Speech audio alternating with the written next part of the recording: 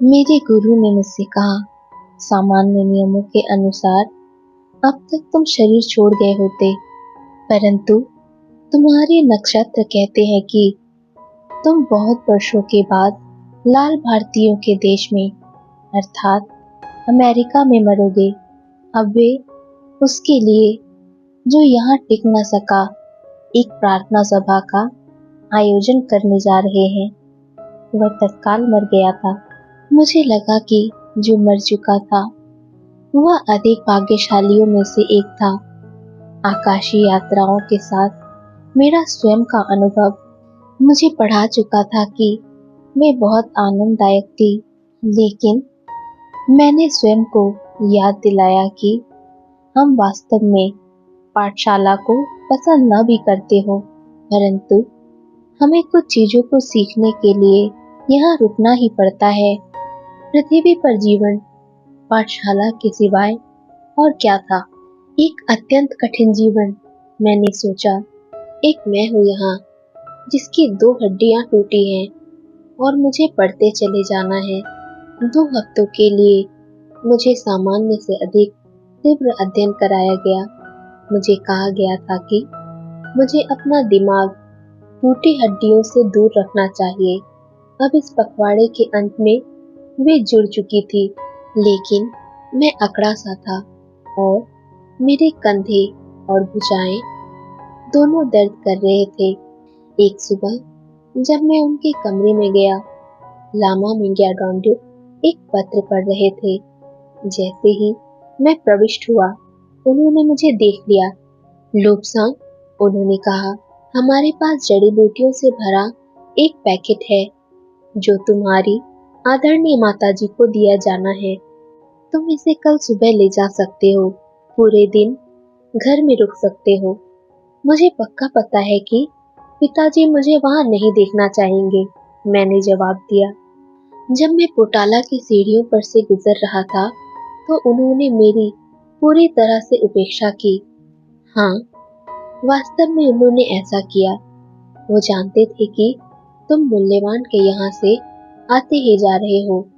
वह जानते थे कि तुम्हारे ऊपर विशेष अनुग्रह किया गया है, इसलिए जब तक कि मैं तुम्हारे साथ नहीं होता, वे तुमसे बात नहीं कर सकते थे, क्योंकि अब तुम मूल्यवान लामा के आदेश के अनुसार मेरे द्वारा पालित हो।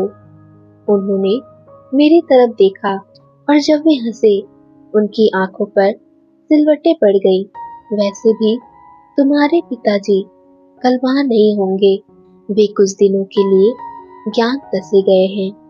अगली सुबह मेरे शिक्षक ने मेरी ओर देखा और कहा, तुम थोड़े पीले से लगते हो, लेकिन तुम अच्छी तरह और व्यवस्थित हो और यह तुम्हारी माताजी के लिए अत्यधिक महत्वपूर्ण है।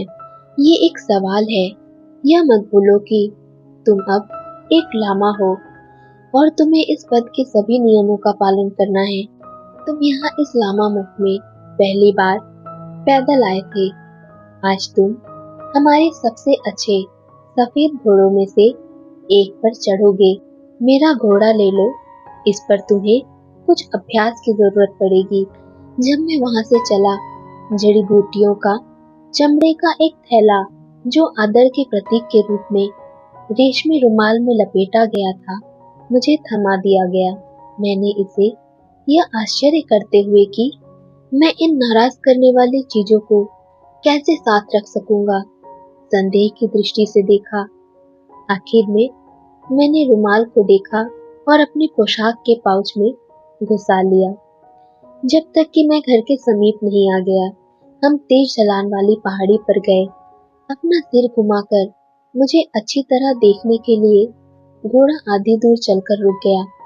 लगता है उसने जो देखा उस पर अधिक नहीं सोचा, क्योंकि उसने एक तेज हिनहिनाहट दी और जल्दी की, मानो कि वह मुझे और अधिक नहीं देख सकता। मुझे उसके साथ सहानुभूति हुई, क्योंकि मेरी भी उसके बारे में यही राय थी। पहाड़ी के तले पर हम दाईं ओर मुड़े। मैंने राहत की सांस ली। घोड़ा भी मेरे साथ सहमत था कि हमको दाईं ओर मुड़ना चाहिए। संभवतः कोई धार्मिक कारणों से सदैव लिंकहोर सड़क की ओर दक्षिणावर्ती दिशा में यात्रा करता है। इसलिए हम दाईं ओर मुड़ गए और द्रेपुंग नगर को जाने वाली सड़क पर लिंकहोर वृत्त की तरफ चलना जारी रखा। पोटाला, जो मेरे ख्याल से मेरे आकर्षण के लिए हमारे चाकपोरी की तुलना करने योग्य नहीं है, के गुजर जाने के साथ और भारत जाने वाले सड़क की ओर कलिंगचू को अपनी बाईं तरफ और शर्फ मंदिर को अपने दाईं तरफ छोड़ते हुए हम आगे बढ़े। अपने पहले घर के प्रवेश पर थोड़ा आगे नौकरों ने मुझे आते हुए देख लिया और तेजी से दरवाजा खोल दिया। अत्यधिक आत्मविश्वास के साथ और इस आशा के साथ कि मैं गिर नहीं पड़ूंगा, मैं सीधा आंगन में चढ़ा चला गया। एक नौकर ने घोड़े को पकड़ा। भाग्य से मैं फिसल पड़ा। गंभीरता से सहायक और मैंने अपने औपचारिक रुमालों को बदला। आदरणीय चिकित्सक लामा महोदय, सहायक ने कहा, बुद्ध एवं शुद्धतम के उस सर्वदर्शी के भी आशीर्वाद आपके ऊपर हो तथा आपको स्वस्थ रखे। आदरणीय महोदय, घर की मालकिन ने मुझे आदेश दिया है कि मैं आपको उन तक ले जाऊं, इसलिए मेरे साथ जड़ी बूटियों के थैले को गंदे रुमाल से फिर से बांधते हुए ऊपर सीढ़ियों पर माँ के सर्वोत्तम कमरे में हम साथ गए। मानो कि मैं खुद से अपना रास्ता नहीं ढूंढ पाता। जब मैं मात्र बेटा था तब मुझे यहाँ आने के लिए कभी आज्ञा नहीं मिली। मैंने सोचा, क्योंकि कमरा पूरी तरह महिलाओं से भरा हुआ था। मेरा दूसरा विचार था, काश कि यदि मैं यहाँ से मुड़कर भाग सकूं, मैं ऐसा कर पाता। उससे पहले मेरी माँ मेरे तरफ आई और उन्होंने मुझे झुककर प्रणाम किया। आदरणीय महोदय और मेरे बेटे, उस सम्मान को जो मूल्यवान दलाई लामा ने आपको दिया, उस घटना के वर्णन को सुनने समझने के लिए मेरी सहेलियां यहाँ हैं। आदरणीय माँ, मैंने जवाब दिया। मेरे पद के नियम, जो कुछ भी मूल्यवान ने मुझे बताया, मुझे वह सब कहने को रोकते हैं। लामा मिंगा डोंडिप ने मुझे जड़ी बूटियों के इस थैले को यहाँ लाने और इस अभिनंदन के रुमाल के साथ आपको भेंट देने के लिए कहा था। आदरणीय लामा और मेरे बेटे, ये औरतें काफी दूर से आई हैं। गहनतम के घर की घटनाओं और गहनतम के अंतरतल के बारे में यह सुनने के लिए आई हैं। क्या वह वास्तव में भारतीय पत्रिकाओं को पढ़ते हैं?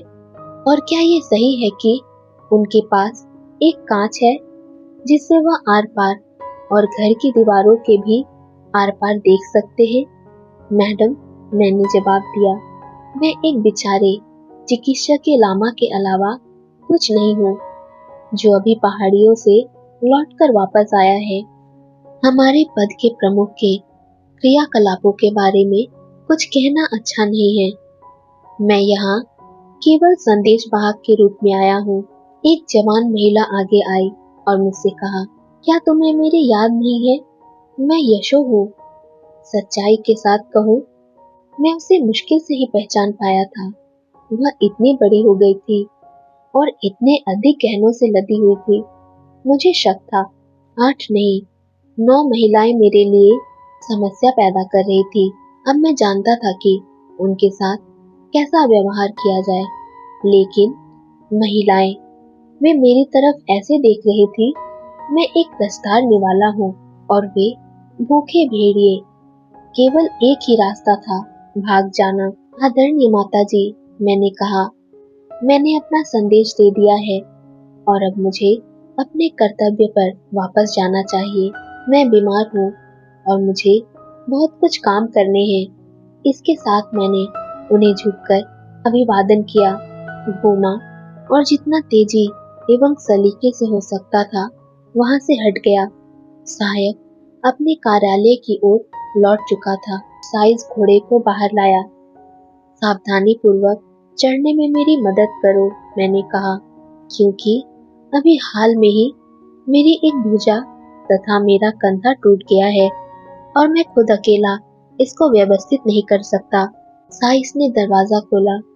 जैसे ही माँ ऊपर गौख में प्रकट हुई, मैं घोड़े पर सवार हुआ और उन्होंने कुछ कहा। सफेद घोड़ा बाईं ओर मुड़ा ताकि हम फिर से घड़ी की दक्षिणावर्ती दिशा में लींग खोर के सड़क पर यात्रा कर सके। एक बार फिर से घर लौह पहाड़ी के ऊपर मैं लामा मिंगिया डोंडिप के पास गया। उन्होंने मुझे देखा। क्यों लोकसान, क्या सभी घूमती हुई प्रेतात्माएं पूरे शहर में तुम्हारा पीछा कर रही थी जो तुम कांपते हुए चले आ रहे हो? कांपते हुए, मैंने उत्तर दिया। कांपते हुए? मेरी माँ के पास महिलाओं का एक समूह था और वे सब अंतरतम के बारे में और जो उन्होंने मुझसे कहा जानना चाहती थी।